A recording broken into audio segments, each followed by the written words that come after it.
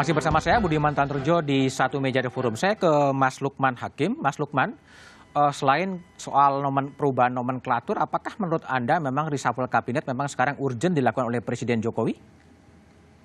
Yang pasti harus dilakukan Presiden menurut saya adalah menindaklanjuti persetujuan DPR terhadap penggabungan 2 kementerian dan penambahan 1 kementerian baru. Itu yang pokok dan sudah sepantasnya akan ditindaklanjuti Presiden dalam waktu dekat.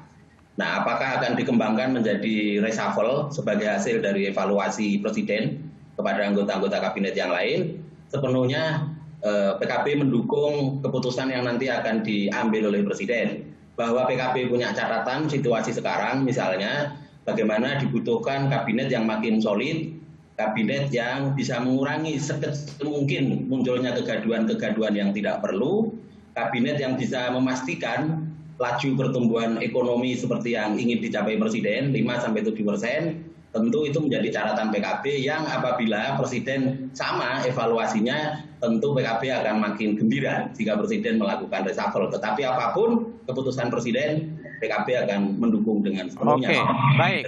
Bu Anies, apakah juga dari PKS punya catatan yang sama kalau ini reshuffle akan menjadi reshuffle yang terakhir ketika masa jabatan tinggal 3 tahun? Satu pesan saya kepada Pak Jokowi, ini adalah panggung Anda. Anda punya waktu sampai 2024 menunjukkan kepemimpinan Anda. Tunjukkan strong leadership Anda di hadapan rakyat Indonesia. Kalau Anda melihat pembantu Anda, para menteri itu tidak bisa menjalankan tugasnya dan tidak sesuai dengan visi yang Anda ingin capai, nggak usah ragu-ragu, ganti aja. Jadi tunjukkan kepada Indonesia Anda punya kepemimpinan yang baik. Tunjukkan kepada rakyat Indonesia bahwa Anda memiliki manajemen yang baik dalam mengatur para menteri itu. Jadi ini panggung Anda, manfaatkan panggung Anda dengan baik, dan kita akan menyaksikan bagaimana Pak Jokowi itu mengatur para menterinya untuk mencapai visi yang sudah dia canangkan begitu.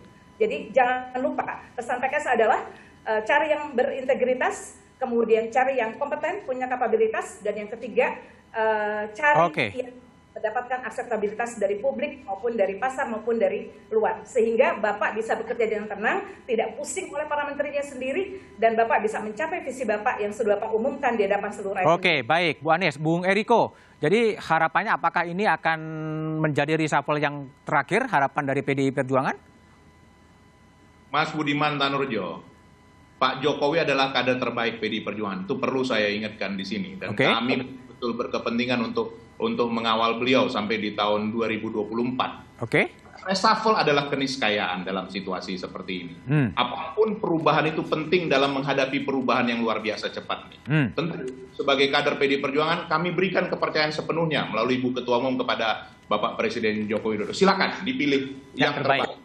Dari kami pun siap, dari yang lain pun siap, tidak ada masalah dalam soal itu. Tapi satu hal yang paling penting, bahwa perubahan ini harus membawa perbaikan, membawa perubahan yang lebih baik lagi. Karena kenapa, Mas Budiman? Biarpun kami menjadi partai pengusung, partai yang utama, tetapi kami bisa saja berbeda. Contoh, kami menentang yang namanya impor beras.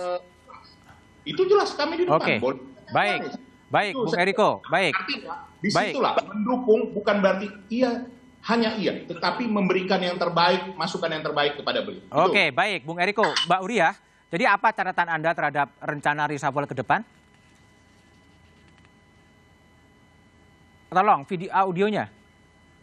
Iya, saya berharap keriuhan menjelang reshuffle ini disudahi gitu ya. Jadi Pak Jokowi biar segera mengumumkan gitu, agar para menteri pun juga bisa bekerja dengan tenang, karena bagaimanapun isu reshuffle ini kalau semakin lama ditunda gitu ya, orang kan juga jadi resah bekerja gitu. Mereka bertanya-tanya apakah mereka akan diganti atau tidak. Itu satu. Yang kedua, saya berharap tentu saja karena Pak Jokowi hanya punya sisa waktu 3 tahun, maka reshuffle ini adalah reshuffle yang terakhir. Gitu. Walaupun tidak mungkin kita berharap ada orang yang ahli gitu ya, membentuk kabinet ahli, tapi setidaknya siapapun yang dipilih oleh Pak Jokowi nanti gitulah adalah orang yang memang memahami apa visi Pak Jokowi nantinya untuk diimplementasikan di dalam kebijakan eksekutif.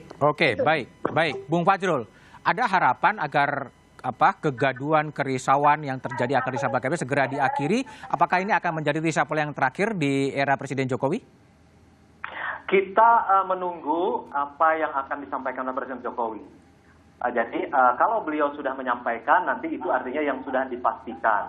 Nah, yang jelas tadi memang hanya ada dua, yaitu akan mengisi Kementerian Investasi dan kemudian apakah ada perubahan, ada yang pengubahan. Tapi kepemimpinan Presiden Jokowi saat ini adalah yang terbaik karena tegas di dalam visi Indonesia Maju, misi Indonesia sentris, dan target pembangunan ekonomi pasca pandemi itu 5-7% dan memilih putra-putri terbaik Indonesia dari manapun asalnya, termasuk seperti Pak Prabowo dan Pak Sandiaga Uno ke dalam kabinet. Karena kini Kabinet Indonesia Maju dan Presiden Joko Widodo ini adalah untuk memenuhi keinginan kita semua, kepentingan kita semua, sesuai dengan amanah Konstitusi Undang-Undang Dasar 1945 mensejahterakan seluruh rakyat Indonesia dan melindungi segenap bangsa Indonesia. Baik, terima kasih Bung Fajrul, Bung Eriko, Bung Abdul Hakim, Bu Anies, sama Mbak Uriah, terima kasih.